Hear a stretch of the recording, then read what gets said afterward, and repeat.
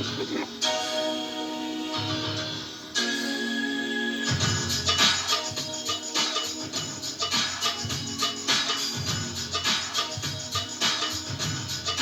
friends, fellow genealogists, how you doing? Welcome to another discussion on news related to genealogy and ancestry from an African American and multicultural perspective. Please click the subscriber button so you can get notification of my videos on the timely topics and genealogy news. Hey, let's talk about reparations today. Looks like California's getting ready to do it. You hear about that? Yep, they got a task force. They're getting ready to throw down some reparations. So let's talk about that for a little bit.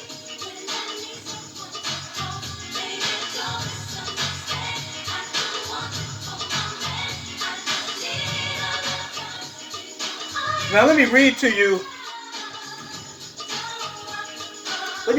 parts of an online article from calmatters.org.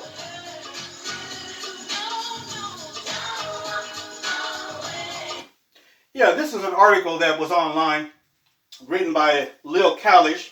It's entitled, California Task Force, Reparations for Direct Descendants of Enslaved People Only.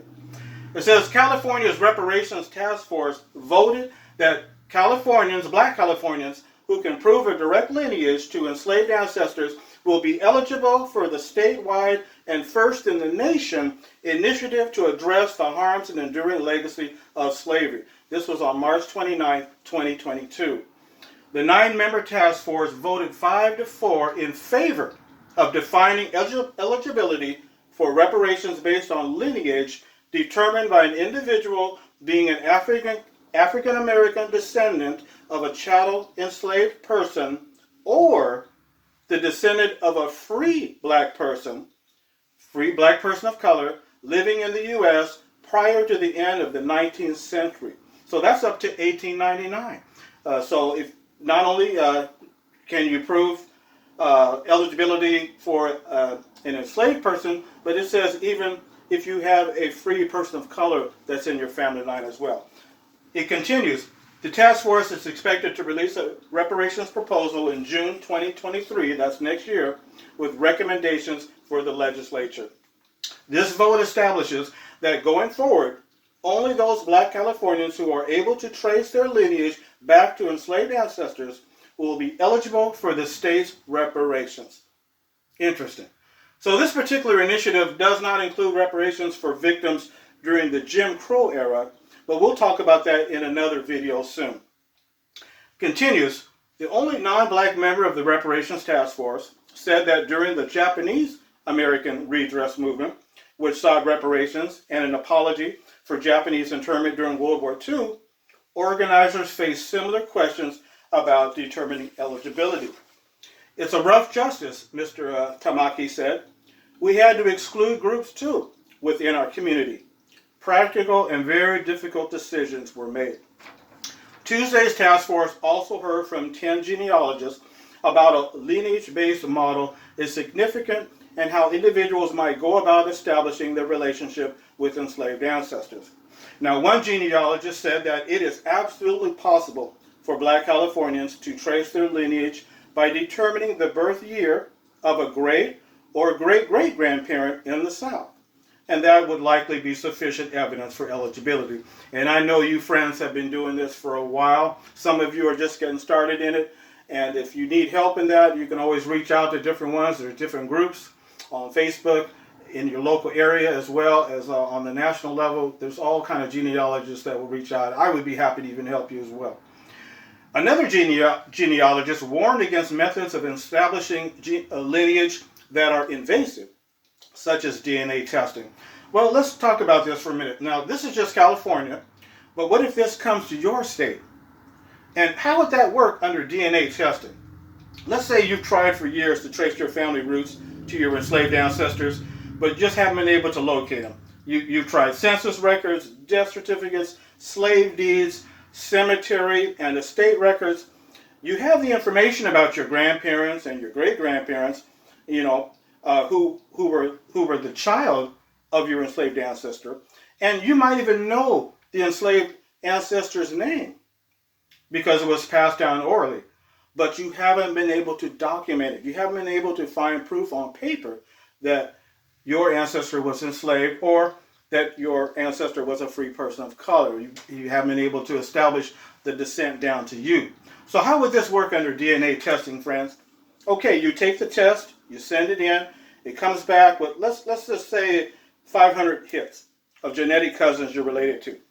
Some of your hits or your connections might be white, Asian, Native Indigenous, African, as well as Black American. And of course, in this case, to prove your eligibility, you're looking at those Black American connections. But maybe even those with white ancestry too, because you're trying to get some leads to be able to get your ultimate goal. So let's say some of your cousins might show up as being your 5th to 8th cousin or your 4th to 6th cousin. Well, let's just say, for example, that 3 cousins show up on your profile who are your 2nd to 3rd cousin. Now that's pretty close, your 2nd to 3rd cousin.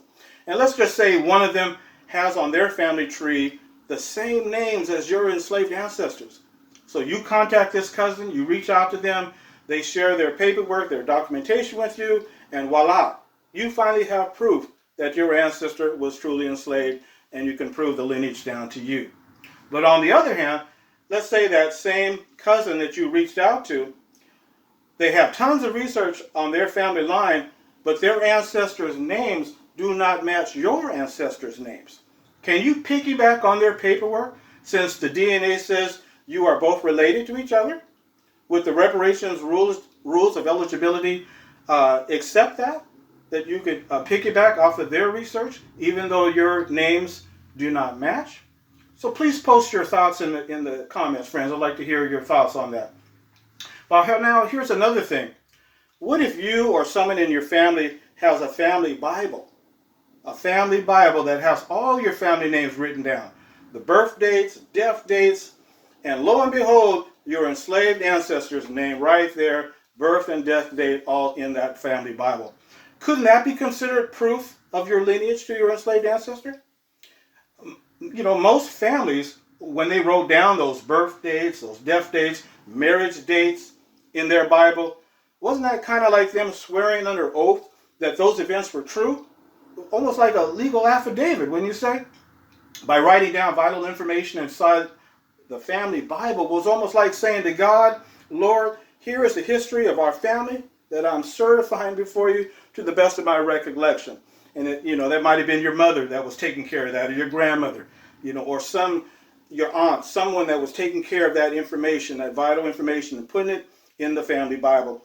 And we know people didn't just write down those things in any book or any piece of paper. Many families wrote those things down in the front of the Bible. That's how important it was to them. And so if I were you, I'd go and try to find that Bible right now and read a few verses while you're at it too. Okay, friends? All right. Now, the majority of Black Americans, I don't think are going to have any trouble proving their enslaved ancestors. But there will always be some of those exceptions, who might have some difficulty. And it's going to take some work, but it's not impossible. And again, this is so far just California. You will also will allow proof of an ancestor who was a free person of color. So folks in California might be getting some checks pretty soon, maybe by 2024 or 2025. So what if this starts in your state? They start up a task force. So get your paperwork ready. Help your friends out who are getting started. You've been doing this for a while. And let's help one another out, because you don't ever know. It might come to your state tomorrow. So we'll see what happens. Now, there are 2 other recent news events that also are connected, very closely connected to reparations. One of them is the Tulsa Massacre lawsuit. And the second one is the lawsuit against Harvard University, which we're going to get to in a second. But first, let's talk about the Tulsa lawsuit. After all these years of dismissals and never getting any of the lawsuits that were previously filed to move forward, finally, a judge has said that this new one, the suit can now move forward for a hearing. According to the Associated Press, an Oklahoma judge ruled that a lawsuit seeking reparations for the 1921 Tulsa Race Massacre can proceed, bringing new hope for some measures of justice for 3 survivors of the deadly racist rampage who are now over 100 years old were in the courtroom for the decision. The suit was filed by civil rights attorney Demario Solomon Simmons in 2020. The Tulsa-based attorney said that it is critical for living survivors Leslie Benningfield Randall, 107, Viola Fletcher, 107, and Hughes Van Ellis, 101. He says, we want them to see justice in their lifetime. I've seen so many survivors die in my 20 plus years working on this issue. I just don't want to see the last 3 die without justice. That's why the time is of the essence. It says that the city and insurance companies back there in 1921, they never compensated the victims for their losses. And the massacre ultimately resulted in racial and economic disparities, and we know that still exists down to this day. It says the lawsuit seeks unspecified punitive damages, the creation of a hospital, mental health and education programs, and a Tulsa Massacre Victims Compensation Fund. Several people who have been following this case, including attorneys and lawmakers, say that if this lawsuit wins, it might open the door to slave reparations. So we'll wait and see what happens on that. So it's going to be very, very interesting. And so as well, let's talk about the second lawsuit that we are going to talk about here today. And here's a question is, can anyone take a photograph of you without your permission? That's the question that we're going to talk about. And the person who is filing this lawsuit is Tamara Lanier. And she filed a lawsuit against Harvard University over several photographs, daguerreotypes, taken in 1850 that Harvard has of 2 enslaved Africans who lived on a plantation in Columbia, South Carolina.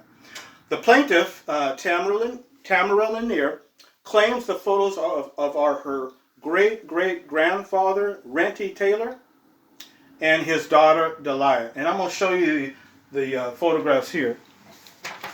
Here's a photograph of her great-great-great-grandfather, Renty Taylor. And there is a picture of his daughter. I'm not going to show that. It is on the public domain, but out of respect for Tamara, I'm not going to show that. But there was a photograph of another enslaved person on this same plantation. And this person, his name was Jack. And his photograph is also in this collection here. I'm going to post it up here on the thing. So this is what is going on with this case. And her third great-grandfather, Renty Taylor, he was an African born around 1775 in the Congo. He was taken as a slave and brought to a plantation in South Carolina. While on the plantation, he had a daughter named Delia. But check this out, friends. These photographs are part of a collection of the oldest known photos ever taken in the United States of enslaved persons, taken in 1850. And again, this collection includes 4 other enslaved persons who lived on the plantation as well. And one of them is this man named Jack here. We don't know anything about his ancestor or his descendants, if any of them are still alive. If they are, I have not heard about that. So how did Harvard University obtain these photos? Well, the first professor of geology and zoology at Harvard, his name was Louis Agassiz. He wanted to support his theory, alleging that God created the separate races to survive their own geographical environment, and that the white race was superior and the other races inferior. And so to prove his theory about white supremacy, Agassiz decided to travel to Columbia, South Carolina in 1850 to conduct his field research. And he wanted to visit nearby plantations, and he wanted to examine only Africans. All he wanted to examine was only Africans, not domesticated African Americans. So coming to the Edge Hill plantation owned by Benjamin Franklin Taylor, Agassiz arranged for a photographer named J.T. Zeeley to take photos of Renty, his daughter Delia, Jem, and the individual Jack, and 2 other unnamed enslaved persons who we don't know, who lived on the plantation as well. And then he would label each photo with the person's first name, the tribe they were from, and the name of their owner. The photos were then taken to Harvard, and Agassiz later donated them to the university's museum, where they stayed stored away in the museum's attic until accidentally found by a staff member in 1976. So how did Tamara Lanier make the connection to these photos? Well, she had been tracing her genealogy for the last 10 years, using the family names that had been passed down from her mother, including the name Papa Renty. That was a name that was passed down. So they knew that Papa Renty had been enslaved in South Carolina, and he took the name Renty Taylor after he was freed, taking the name of his former owner. Well, one day Lanier learned that there was a photograph at the Peabody Museum archives of a slave named Renty. Well, after several attempts to communicate with Harvard about obtaining the original photographs to her family were denied, Lanier filed a lawsuit against the university with the help of attorney Ben Crump, who argued the case in October 2020. The judge ruled in favor of Harvard, unfortunately, and dismissed Lanier's claim. But Tamara appealed the ruling to the Massachusetts Supreme Court, where attorney Crump argued the case in November 2021, just a few months ago. The case verdict is now pending.